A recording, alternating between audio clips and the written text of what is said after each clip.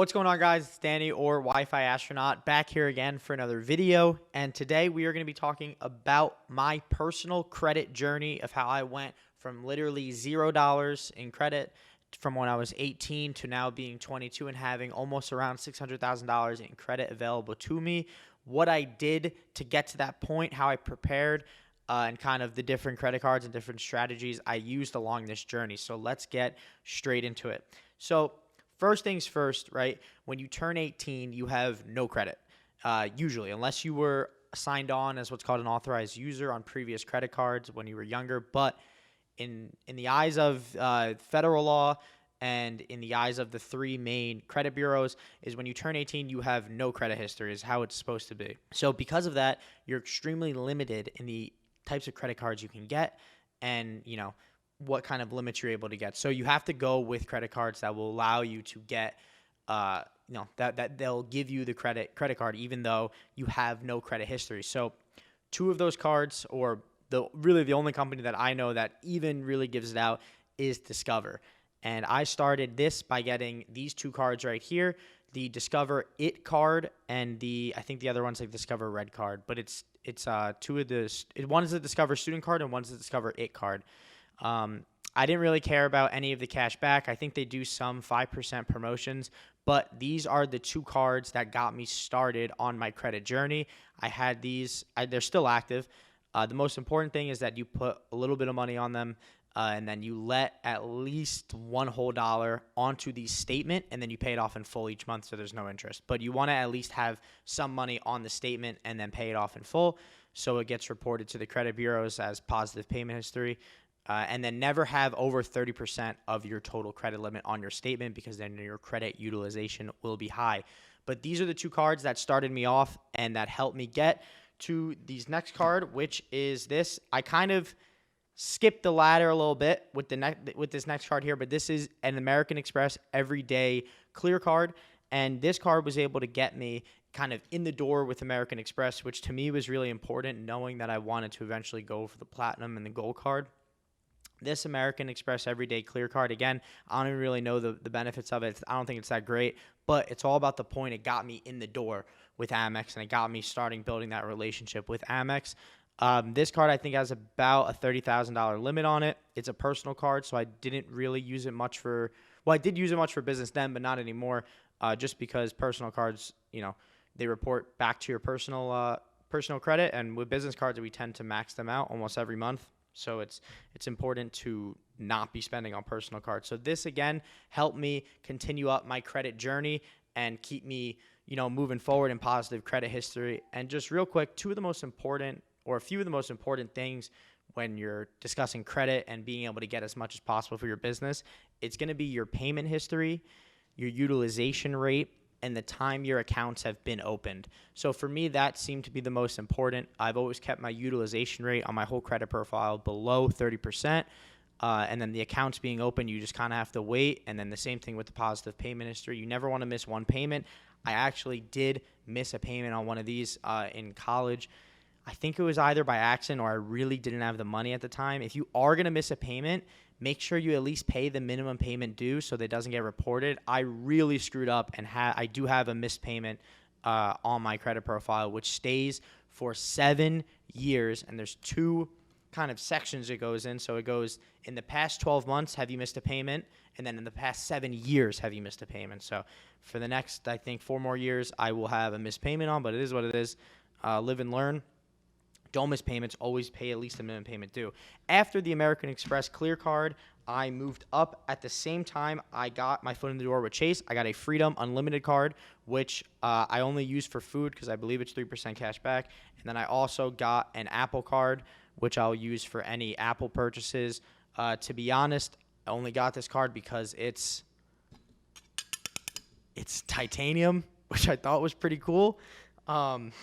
Apple knew what they were doing when they made this. It's a cool card.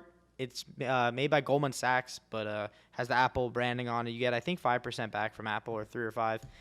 And then you can do this thing online where in the wallet app you can request a new card number for like online subscriptions. So I'll put a lot of random subscriptions on this card, And then if I want to cancel it, or if I can't remember to cancel, I'll just request a new card number. So none of the previous subscriptions will go through. After this Apple Card, we moved up into the American Express Gold Cards. Now, this is what absolutely transformed my business. So when I first got this, I was truthfully really only able to get this because I had this card. And by having this card, I was able to get this card. Okay, you guys see how that works? They would not have given me, starting off, I think, a $30,000 limit. With this, they only gave me the $30,000 limit with this because I had this. So you really have to build those relationships and work on them. So, and then with the American Express Gold Card and with, kind of a pay in full card, which you don't have to for Amex, but you always should, it's going to increase your limits pretty aggressively. At least they were when I was doing it. They still are now. It could change. It probably won't. But so, for example, I started off with, I think, about $30,000 in credit on this Gold Card. And then about 6 months later, it was ballooning close to $250,000. Now this card has, I believe, around $500,000 or $600,000 in credit available to it. But it's pretty flexible. Sometimes I can call the rep and say, hey, like, I'm making a large purchase. I need it to go over. And they say, okay, it may not. But you can try it. Or they'll try and help me out on it and see if it will allow me to increase. Or you can make payments bi-weekly, which will also bring down your balance, but then also increase the amount of credit you have available. So it all works hand in hand, and it is absolutely essential. This is one of the most crucial cards that I know in pretty much anyone's Amazon business, just because they're not that hard to get. Actually, the personal Amex cards are harder to get. The business Amex cards are not that hard to get, but they're really easy to screw up because they give high limits. They reward you for paying, unlike any other credit card company. They really reward you back for paying. But that being said, they do that for a reason. Eventually, it can bite some people in the ass by not paying back their balances in full. After the Gold Card, I got another Platinum Card, just to have another account open. In total, both of these is around $700,000 in credit. And then my most recent pickup, which I'm most excited about, is this card, the Chase Inc. Premier Card, or Chase Inc. Business Premier Card. They have a bunch of these, but this is the newest one they have. This is 2.5% cash back, unlimited on anything over $5,000, and then 2% between anything in $0 to $5,000 unlimited, which is crazy. I think on my Amex, in terms of points and value them into dollars, I think I was getting around 1%, and just 2%, 2.5% back is like kind of nuts, to be honest. So, on a $100,000 spend, I'll get $2,500 back, which is sweet. I mean, that pretty much pays for prep costs right there if it's 250 units. So it's pretty nuts that Chase is offering 2.5% cash back on this card. I highly recommend it if you guys do bank with Chase. If you are thinking about opening up a bunch of credit cards at once, I would recommend going with the Chase cards first, because they have an extremely strict rule. It's called the 524 rule, where you can only open up 5 new credit card accounts in the past 24 months. So let's say I opened up these 2 Discover cards, I can only open up 3 new cards, right? And let's say I had, I opened up 5 cards in the past 24 months. It doesn't matter who they're with. If I go to Chase and I try to open up that 6th credit card account, they will not let you. It does not matter who you are, how much money you have. They will not let you do it. And I had to wait a while to finally get this card, so I can have so some of the past accounts open fell off. But we're here. I got it. This one I think has a $60,000 or $70,000 limit. They said it is a pay in full card. They said it's going to be increasing the limits aggressively, similar to Amex. I literally just got this a few days ago, so we'll see. I'll update again and see how it goes. But this is a little video on credit, kind of how I got my credit journey started, where I came from the Discover cards to now, the big boys, Chase and American Express Golds and Platinums.